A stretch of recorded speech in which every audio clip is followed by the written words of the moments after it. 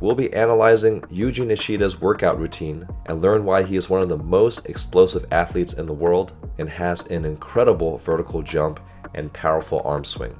So it looks like he's warming up with a deadlift, and there's different types of deadlifts. There's conventional and Romanian, but it looks like he's doing conventional deadlifts. So let's look at his form and see why the deadlift is helpful for your vertical jump.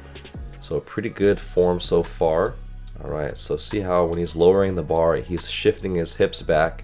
So this is a hip dominant movement. Now, when you're jumping up or sprinting forward, there's 4 muscle groups that are really important for that in terms of generating most of the raw power. The hips, or the hip structure, is comprised of your glute muscles, which is your butt muscles that help your hip extend. It also involves your lower back muscles that helps your lower back extend along with your hips. And also this loads the hamstring.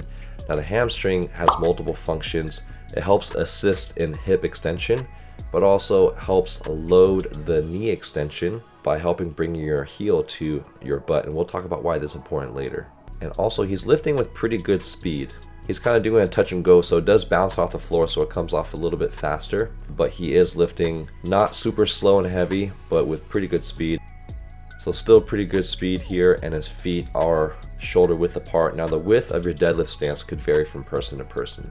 So if you look at Yuji Nishida's body, he's pretty built. He's an athletic guy, he's got some meat. He's also an undersized hitter. I think he's only around 6 feet, 6'1", and pretty successful internationally. So he has to compensate with his lack of height, with being more explosive, jumping higher, faster. He has to beat the taller opponents in other ways. And the fact that he's not afraid to load the weight and lift heavy makes a lot of sense, because you do need to lift heavy to develop greater power potential. And he's really hitting these compound lifts hard.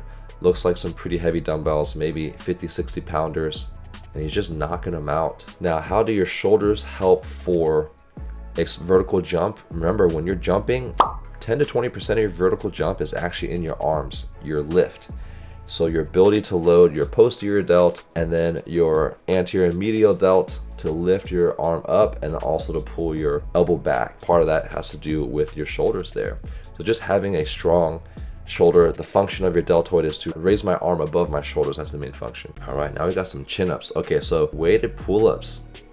Man, he has got a 45-pound plate and he's going all the way up. He's doing a little bit of a kipping with his legs, which means he's getting a little bit of assistance, which is fine. That means he's trying to be explosive. So it looks like he is trying to pull a little bit faster.